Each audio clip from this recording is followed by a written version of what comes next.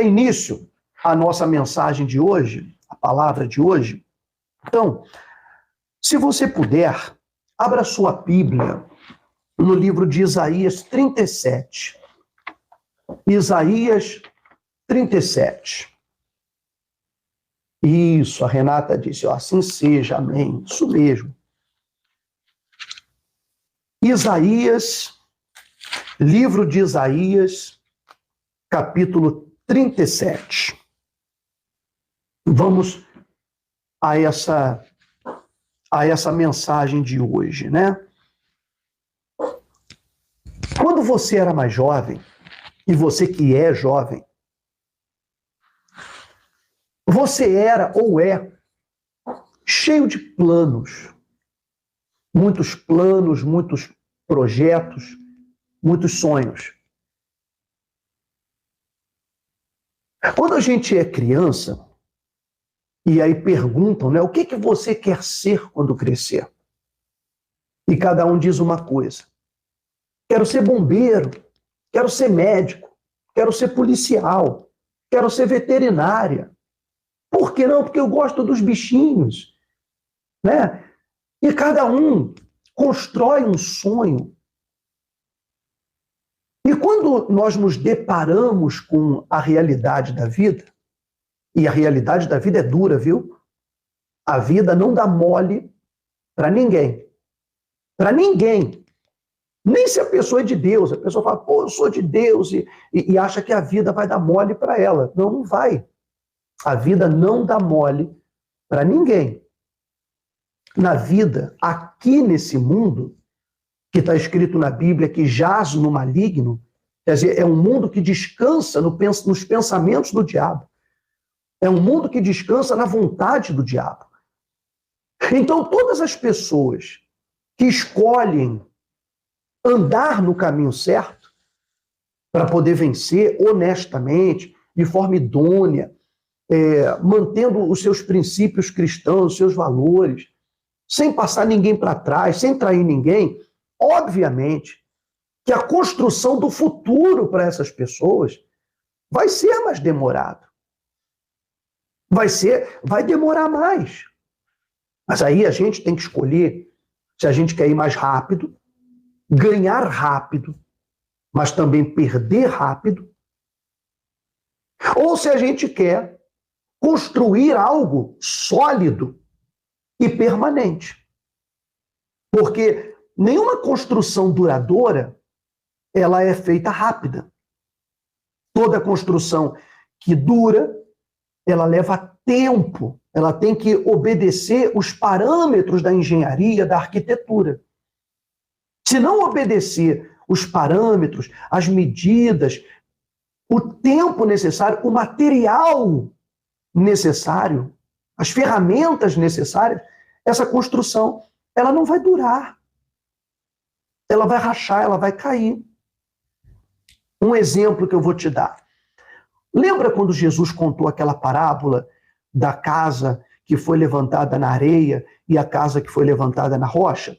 E que veio a tempestade, e a casa da areia caiu, e a casa que foi construída na rocha permaneceu? Qual foi a diferença entre uma e a outra? Por que uma caiu e a outra não? Provavelmente as duas casas, elas foram construídas com os mesmos materiais. Elas foram construídas por pessoas até inteligentes. Porém, a que foi feita na areia, em cima da areia, ela foi construída mais rápido. A pessoa queria ter a casa pronta logo. Então não se preocupou, sabe com o quê? Com o alicerce. Não se preocupou com o alicerce da casa, com o fundamento da casa, que é o que sustenta, que é onde a pessoa lança a coluna, apoia as vigas para a casa se sustentar, porque o solo se mexe. O solo se move com o tempo. Então ela precisa estar fincada na terra. O que construiu a casa na rocha, o que é na rocha? Ele cavou. Ele cavou. Não é que ele foi para a pedra construir. Não.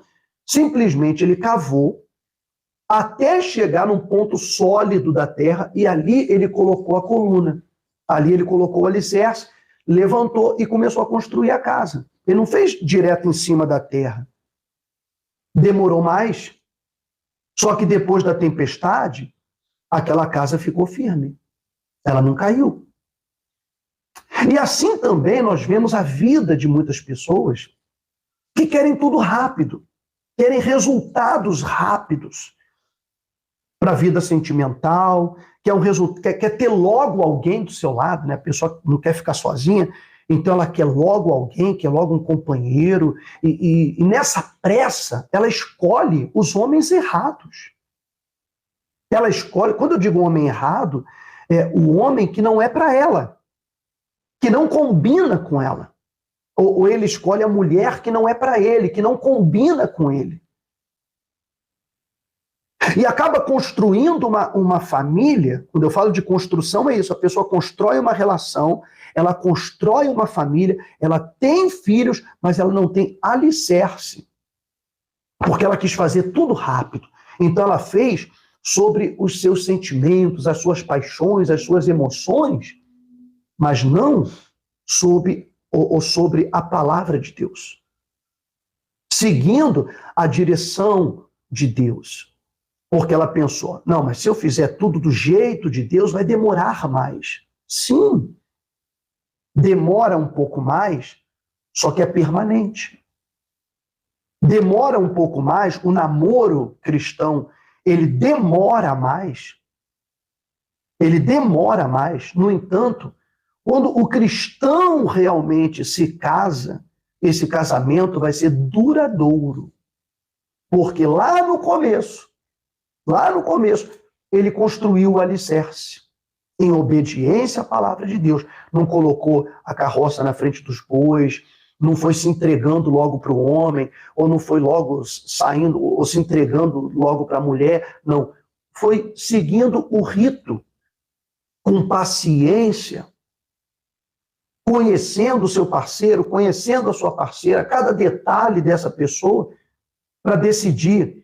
A gente vai juntar as nossas trouxas, vai juntar o nosso trapo, vai casar, ou a gente vai terminar por aqui e não vai continuar com isso? Porque a gente não combina, porque a gente não dá certo. Então, a palavra de Deus, ela nos ensina a pensar, a usar a cabeça, e não apenas o coração. E é aí que o futuro de muitas pessoas se vê afetado. Esse sonho de criança se vê afetado. E justamente na hora que você acha que alguma coisa vai dar certo, naquela hora te faltam as forças, porque você não se preparou. Não se preparou com o tempo. Você não se ajustou para aquele momento. Não pensou que as lutas viriam, que as dificuldades viriam, e elas vêm. E qual é o trabalho do mundo? Qual é a função do mundo que obedece ao diabo? É matar o seu futuro.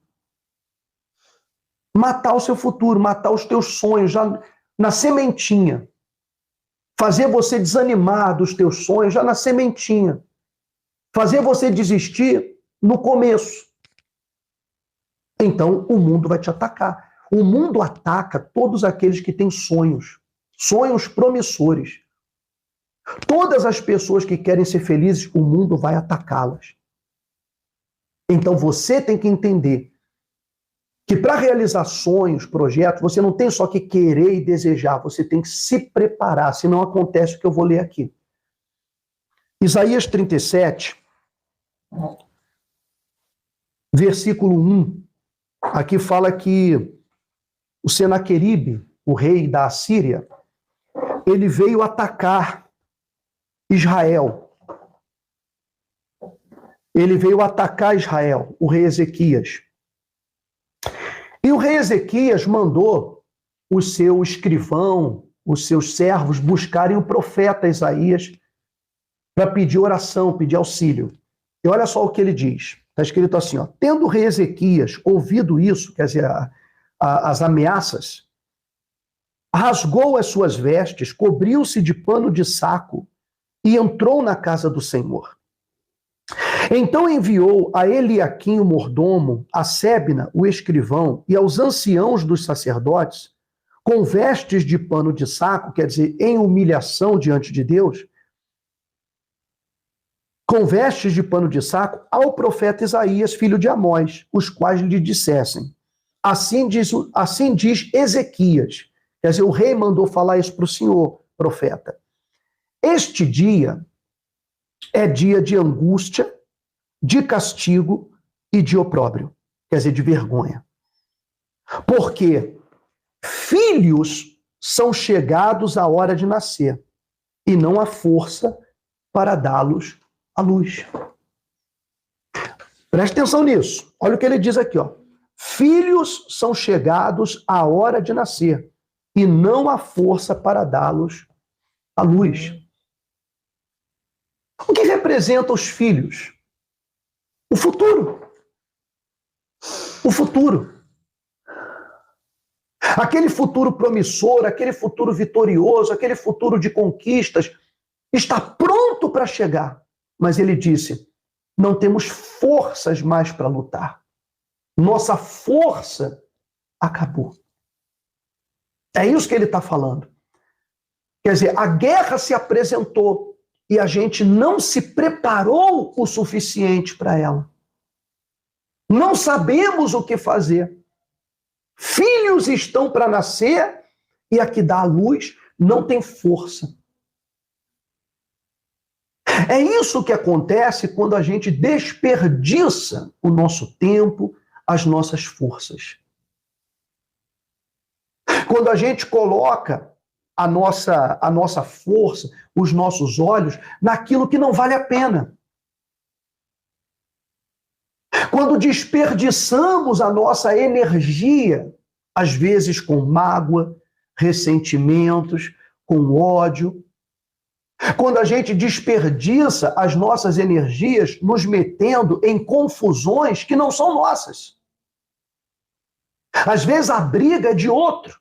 E aí você vai e se mete na briga do outro e gasta a sua energia com a briga de outra pessoa, com o problema de outra pessoa. A sua energia vai se esgotando. Ela vai se acabando. Da mesma forma, quando a pessoa foca nos problemas. Os problemas, eles consomem a sua energia. Gente, os problemas, eles sempre vão vir. Tem casos também que a pessoa não se envolve ela, né?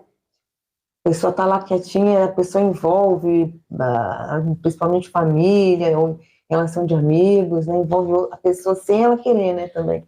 E a pessoa fica sem saber o que fazer, né? Ela tá quietinha na dela. Como se comportar, assim. Que ela fica, se ela... É bem difícil também. Ela né? tá quietinha na dela, né? E aí vem o familiar para envolvê-la em um problema. Manda o WhatsApp, aqueles grupos de família, né?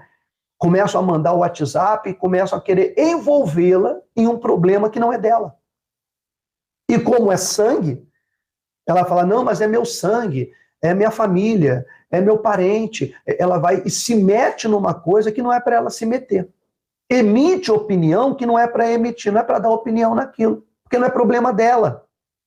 Então, ela erra, ela gasta a sua energia, que deveria juntar a sua energia para o momento de dar luz. Quer dizer, para o momento da oportunidade, para o momento de fazer o seu futuro acontecer. Mas não, ela gastou a sua energia com aquilo que não era para gastar. E aí, no momento da oportunidade, no momento de dar luz, no momento de acontecer, no momento que ela tem que estar com todas as suas forças para vencer, ela diz, ai, não consigo mais. E quantas pessoas estão morrendo na praia? Nadou tanto, lutou tanto e está morrendo na praia. Não é assim que a gente vence, não é assim que a gente faz a diferença. Concorda com isso? Olha que eu quero só frisar aqui o marcador. Assim. Tá. Frisar aqui essa parte na Bíblia é importante, né? Vai marcar na Bíblia, né? É, porque a gente tem que frisar aqui essa parte. Então, o que o mundo quer fazer é matar o seu futuro. Eu vou te mostrar isso aqui. Abre a sua Bíblia em Êxodo, perdão. Êxodo, capítulo 1. Êxodo, capítulo 1, versículo 15. Êxodo, capítulo 1, versículo 15. Vamos lá. O rei do Egito, quer dizer, o faraó, ordenou às parteiras hebreias, das quais uma se chamava Sifrá e a outra Puá, dizendo: quando servirdes de parteiras às hebreias, examinai. Se for filho, matai-o. Se for filho, matai-o. Quando que isso aconteceu? Isso aqui aconteceu no tempo que os hebreus eram escravos do Egito. E eles clamavam por uma libertação. Eles esperavam que Deus se manifestasse. E nesse tempo que o faraó deu essa ordem, e não foi o faraó, foi o diabo, através do faraó, que mandou as parteiras afogarem os meninos que nascessem no rio, para que eles não crescessem, não tivessem vida, matando o futuro. Na verdade, ele queria sufocar o futuro de Israel. Quando ele mandou matar as crianças que nascessem, ele queria sufocar o futuro de Israel, matar o futuro de Israel. Você está entendendo? Mas por que o diabo tinha esse interesse? Porque ele sabia que naquele tempo Moisés ia nascer. Presta atenção. Ele sabia, o diabo sabia, que naquele tempo Moisés ia nascer. E Moisés, ele ia ser o salvador de Israel. O que ia tirar os hebreus da escravidão. Mas o diabo não queria que isso acontecesse. Não queria. Ele queria que Moisés morresse. Então, como ele não sabia de que mulher, porque isso Deus não deixou revelado para o diabo, tem mistérios que Deus guarda para si. Ele guarda para ele. Então, Deus não revela tudo. No entanto, o diabo sabia que um Salvador ia vir naquele tempo. Mas não sabia de quem. Então, mandou matar todas as crianças. Todas as crianças. E sabe, às vezes acontecem coisas como a pandemia que veio sobre afetar o mundo, e a pandemia pegou todo mundo. Pegou crente, não crente, católico, evangélico, espírita, pegou todo mundo, branco, preto, amarelo, chinês, japonês, pegou todo mundo. A pandemia, ela veio para todo mundo. Ela veio para fazer as pessoas desanimarem, para fazer as pessoas desistirem, trancou as pessoas em casa, impediu as pessoas de trabalhar, impediu as pessoas... Tem gente que não conseguiu se recuperar mais. Tem pessoas que desenvolveram transtornos emocionais durante a pandemia, por ficarem muito tempo trancadas, isoladas. Pessoas que desenvolveram toque, pessoas que desenvolveram depressão. E até hoje não se recuperaram. Porque era isso que o diabo queria. Uma vez que me chamou a atenção, a gente estava no carro, tinha um homem de máscara dentro do carro. Agora. Que a pandemia já acabou, né? Eu falei assim, meu Deus, a pessoa ficou tão presa. Ou talvez a pessoa tenha pegado, ela tenha ficado com tanto medo de pegar de novo. Também não sei o que aconteceu. Mas eu me assustei, porque dentro do carro a pessoa assim, com máscara assim, de fora a fora. Eu falei, meu Deus... Dentro do carro, sozinho. Sozinho, dentro do carro. Com a janela fechada e de máscara. Você vê, desenvolveu o medo. Mas era isso que o diabo queria. Quando enviou essa pandemia. E quando ele envia uma guerra, quando ele envia ameaças, o que o diabo quer? Colocar o medo nas pessoas. Desenvolver o medo. Para quê? Matar o futuro. Tirar a força, porque a pessoa fica tanto tempo lutando contra aquele medo, tanto tempo com aquilo ali, que a energia dela vai acabando. A energia vai acabando. Por causa do medo. O medo, ela não tem força mais para tomar uma decisão, não tem força para tomar uma atitude. Então, o diabo, ele não mandou matar uma criança especial, ele mandou matar todas, mas ele queria pegar uma. Então, quando o diabo envia um problema na humanidade, ainda que ele pegue muita gente, na verdade ele está de olho em alguém. Ele está de olho em alguém que vai nascer naquela época. Ele está de olho, ele quer pegar. Ele quer pegar alguém que ele sabe quem é. Então ele manda para todo mundo, porque ele não sabe quem é esse alguém que vai aparecer, que vai se manifestar, que vai vencer, que vai fazer a diferença no mundo, que vai fazer a diferença na história, como no caso de Moisés. No entanto, a história conta que quando Moisés nasceu, naquele período, as parteiras, aqui diz que as parteiras desobedeceram o Faraó. Elas desobedeceram o Faraó. Então, ele não conseguiu matar todos os meninos, porque essa era a vontade de Deus, que Israel se fortalecesse. Nesse período nasceu Moisés. E o menino era formoso, era bonito. A mãe, a Joquebede, ela não quis entregar o seu bebê. Tem até uma música. Você já ouviu? Joquebede, morrer não vai morrer. Eu gosto dessa música muito. A música da Joquebede. Você já ouviu essa música? Então o menino nasceu e ela ficou apaixonada pela criança. Ela não contou para ninguém. Então dá a entender que o Moisés nasceu em casa. Não chamou nenhuma parteira. Nasceu em casa com a família. E ela segurou o menino, escondeu o menino, guardou ele, até não conseguir mais segurar o choro da criança. A criança começou a chorar e ela disse, vai chamar a atenção e alguém vai vir tirar meu filho. Então ela fez um cestinho, né? Preparou aquele cestinho com caniços e tudo, e colocou o cestinho no rio Nilo. E aí foi levado pela correnteza do rio até os fundos da casa do faraó. Olha aonde você vê, o faraó mandou matar todas as crianças, correto? Muito bem. Aonde Deus levou Moisés? Para a casa do faraó. Você vê como é que Deus trabalha. Levou o pequeno Moisés para a casa do faraó. A filha do faraó se apaixonou pela criança. Adotou o menino.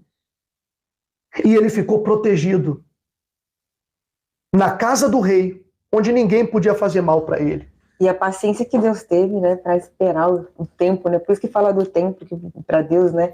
Que ele teve que esperar e Moisés ainda foi educado, como teve que ser preparado, servindo outros deuses, né? Teve que estar lá aguentando aquele palácio, tudo. Você vê, Deus protegeu. Ele protegeu aquele que seria o seu enviado, porque Deus protege, Deus guarda. Por isso que você não tem que gastar energia com medo. Você não tem que gastar energia com coisas que não prestam. Você tem que entender que Deus, ele guarda os seus. Aqueles que ele quer se manifestar, ele vai guardar, ele vai manter de pé. Ele vai segurar. Então, ele levou Moisés até aquele lugar. Moisés foi criado lá debaixo da proteção. O inimigo foi obrigado a proteger aquele que seria o Salvador de Israel. O próprio inimigo. Deus ordenou ao inimigo que não apenas não tocasse em Moisés, mas que protegesse ele.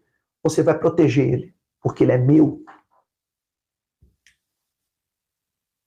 Ainda que o diabo queira matar o seu futuro,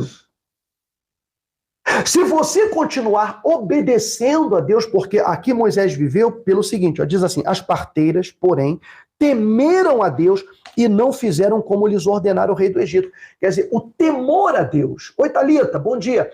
O temor a Deus fez com que Moisés vivesse, fez com que o futuro continuasse sendo escrito e não morresse. Porque o diabo quer matar o teu futuro, fazendo você desistir dele. O teu sonho só não vai se realizar, querida, se você, no meio da jornada, no meio do caminho, desistir. Porque não é por falta do poder de Deus. Você vê como Deus agiu com Moisés. Olha como Deus agiu com Moisés. E aí você já conhece a história toda, desenrolar. Não vou ficar contando tudo aqui para você, né? Mas o diabo tentou matar o futuro de Israel e ele não conseguiu. Por quê? Porque aquelas parteiras obedeceram a Deus mais do que o faraó. Mais do que o faraó. E o medo, vou voltar a falar da pandemia. O que a pandemia trouxe? Medo, terror. As pessoas obedeciam até coisas injustas. Aqui em São Paulo, a prefeitura soldou, a prefeitura foi soldando a porta dos comércios. Teve um monte de trabalhador no Brasil inteiro que foi para a cadeia, porque estava tentando levar leite para casa. Estava tentando levar leite para as crianças. Vender alguma coisinha na rua. A polícia vinha e prendia por ordem dos juízes, por ordem dos governadores. E as pessoas com medo, dentro de casa, aplaudiam. Elas aplaudiam o trabalhador sendo preso. Elas aplaudiam senhoras de idade sendo algemadas e colocadas em camburão, porque estavam sentadas numa praça. Aplaudiam famílias, mãe com adolescente, que eram colocadas em camburão porque estavam numa praia sozinhas, porque não aguentavam mais ficar trancadas em casa. Nem todo mundo aguenta ficar dentro de casa. Não consegue. Até os cachorrinhos começam a ficar estressados, imagina ser humano. Então, as pessoas batendo palma e dizendo, não, é isso mesmo. Por quê? Por causa do medo. Quer dizer, olha o que o medo faz. O medo faz que as pessoas aplaudam atrocidades, que as pessoas elas apoiem atrocidades que são feitas contra outros seres humanos, que são iguais a ela. Olha o que o medo provoca. Aqui, o faraó, ele metia medo nas pessoas. Só que as parteiras e a mãe de Moisés, elas preferiram obedecer a Deus. Elas não cederam ao medo. Por isso que eles tiveram um futuro, eles foram libertos e Faraó foi derrotado. Porque não se deixaram levar pelo medo. Outro evento que aconteceu está em Mateus. Abre lá em Mateus.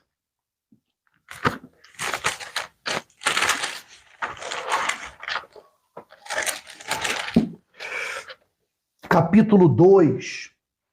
Mateus capítulo 2, versículo 16. Olha só, a matança dos inocentes. Você já viu isso no filme, né? Uma coisa dolorosa que aconteceu em Israel, por ordem do rei. O rei. Vamos lá, matança dos inocentes. Diz assim, ó.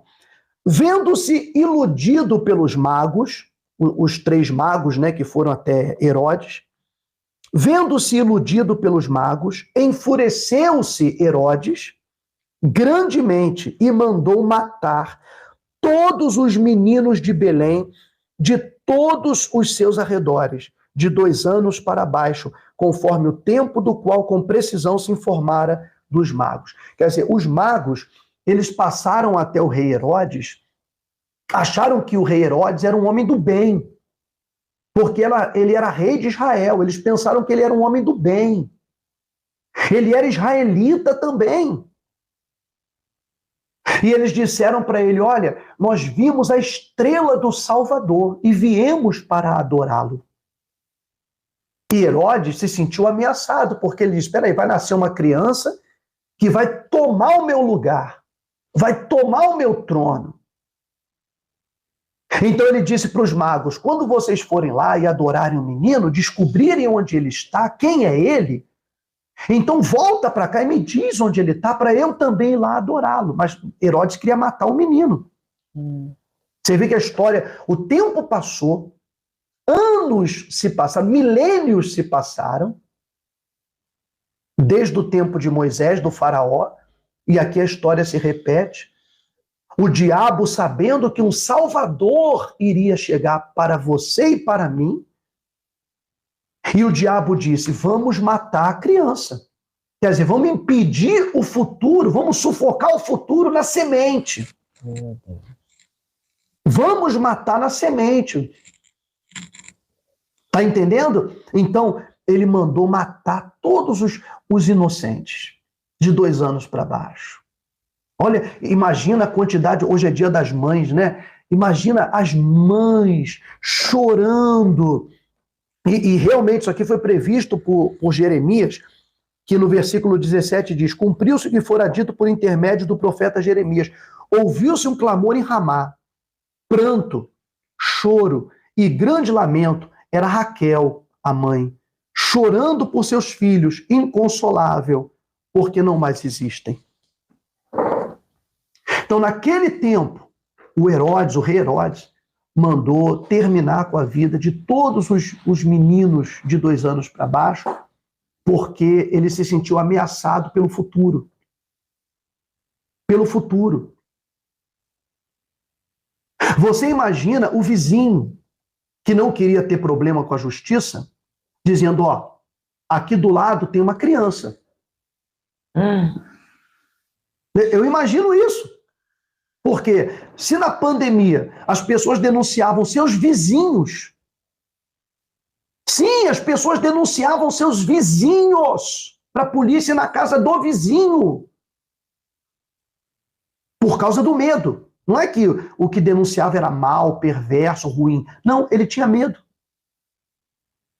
E aqui também, muitos vizinhos que não tinham criança em casa, pequena, denunciavam e falavam assim: ó, aqui do lado tem uma mulher que tem 2 crianças.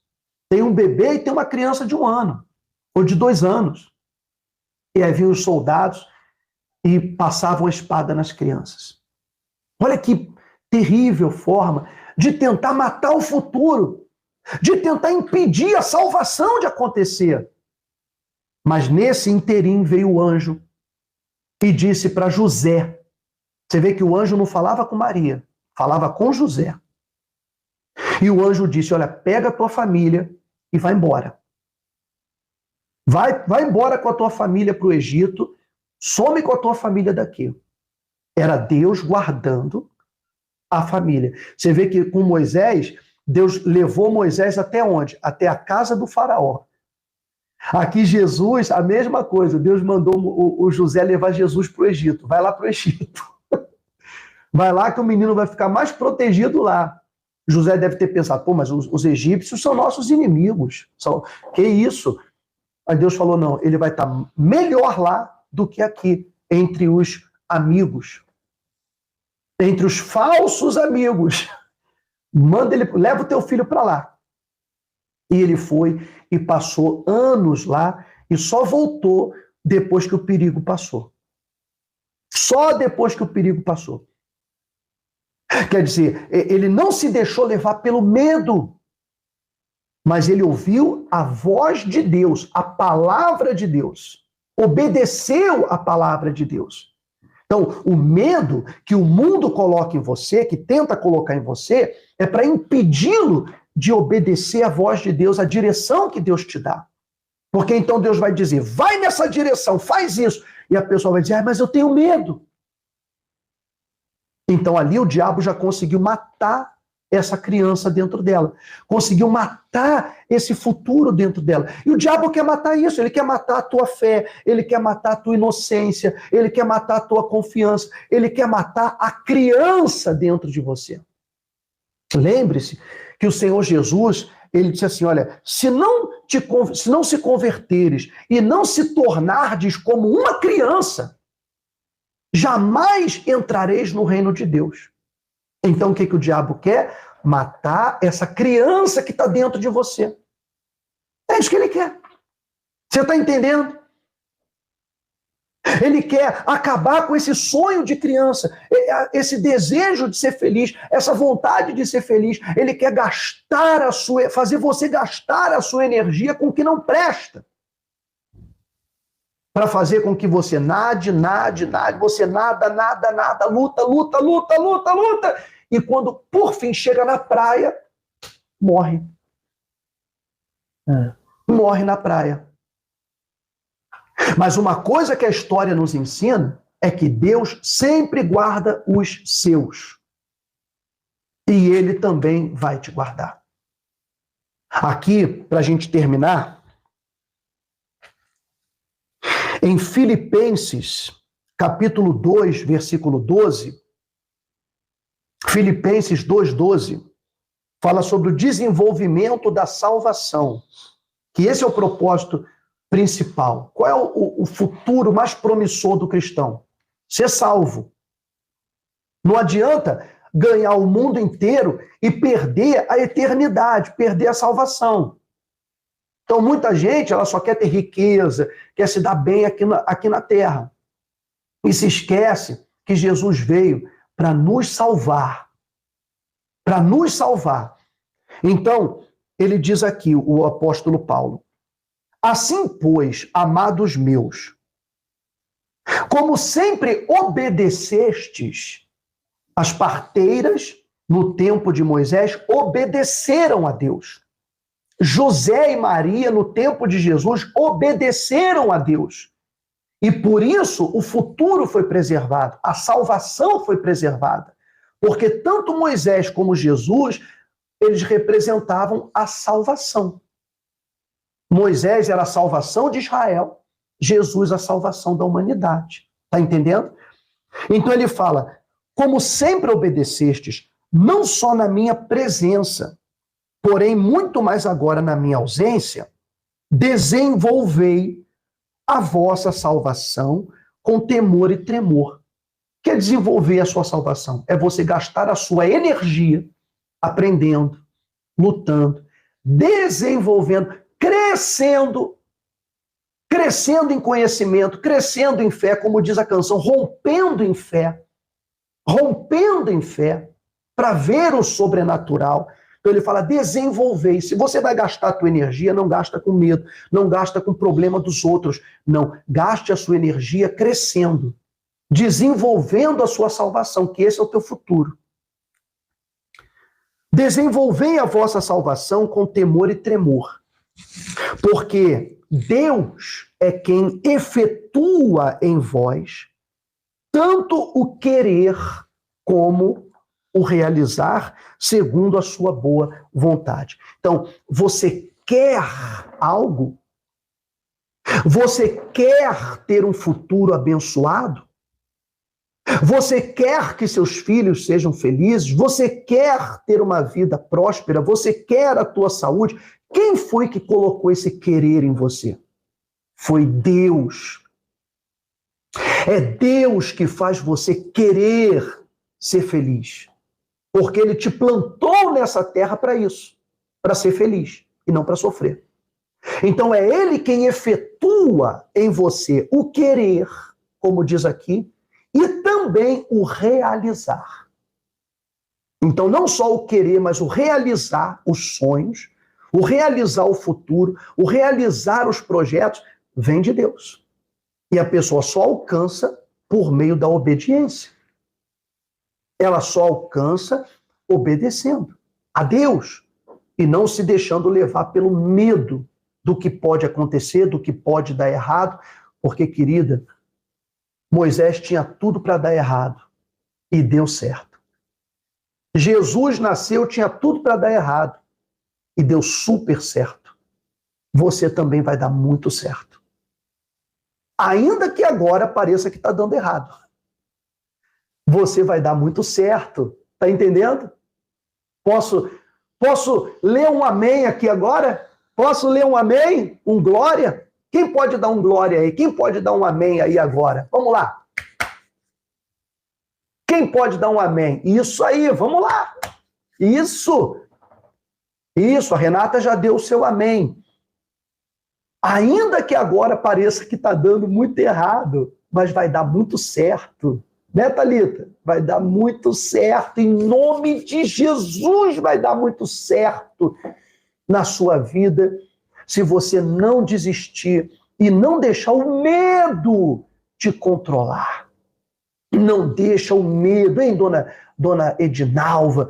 Não deixa o medo te dominar, te controlar. O medo que o mundo tenta colocar em você. Aí ele diz aqui, ó, fazei tudo, sem murmurações nem contendas. Quer dizer, não gasta a sua energia. Ele está falando de gastar energia. Faça tudo, sem murmurações nem contendas, para que vos torneis irrepreensíveis e sinceros, filhos de Deus inculpáveis, no meio de uma geração pervertida e corrupta, na qual resplandeceis como luzeiros nesse mundo. Então não importa se essa geração é corrupta, se tudo à sua volta é corrupção.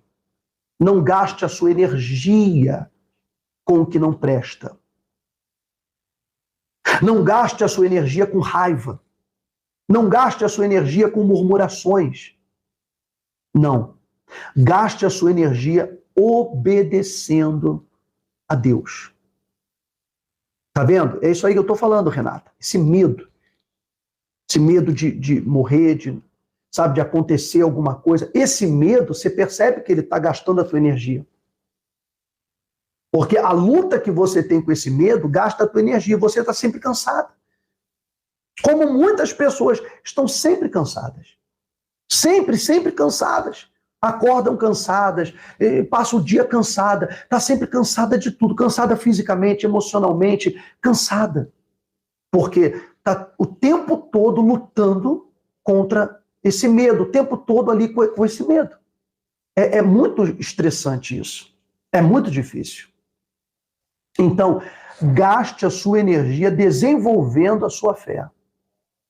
Fortalecendo a sua fé.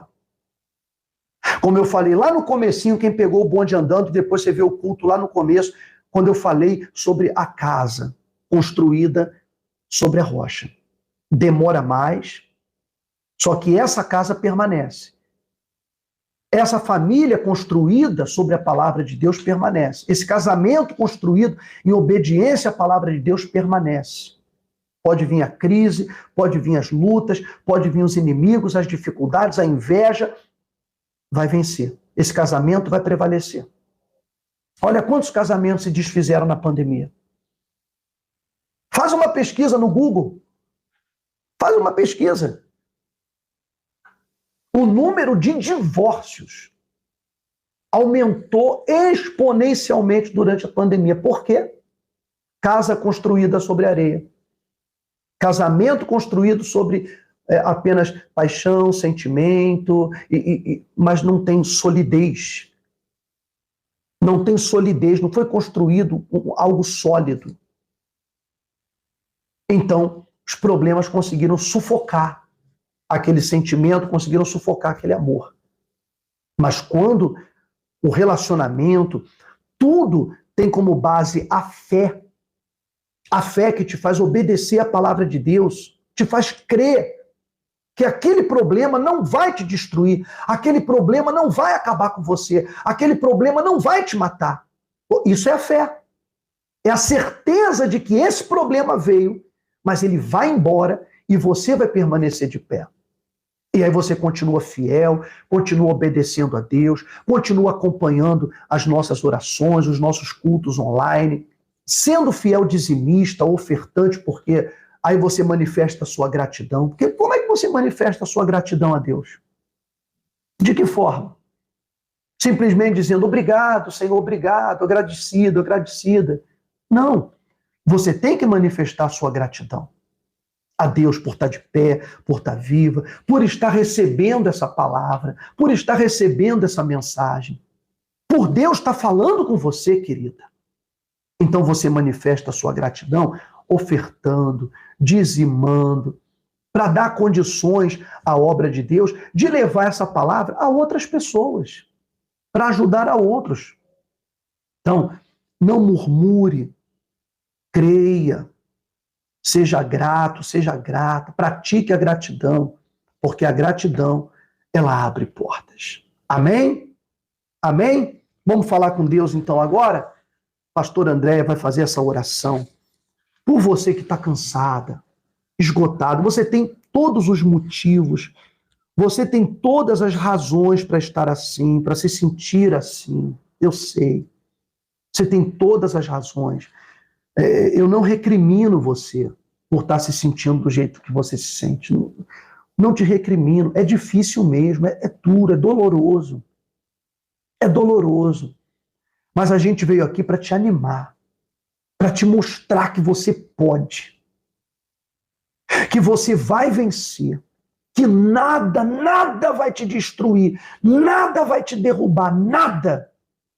E que ainda que nós estejamos ausentes fisicamente, espiritualmente nós estamos juntos. Né? Como o apóstolo Paulo falou aqui, como sempre me obedeceste, não só na minha presença, porém muito mais agora na minha ausência. Quer dizer, ele estava distante, mas ele estava falando com eles por uma carta. Nós estamos distantes, mas estamos falando com você através do nosso culto online. Não é? Creia, isso vai passar. Essa tristeza, essa angústia, esse sofrimento vai passar, ok?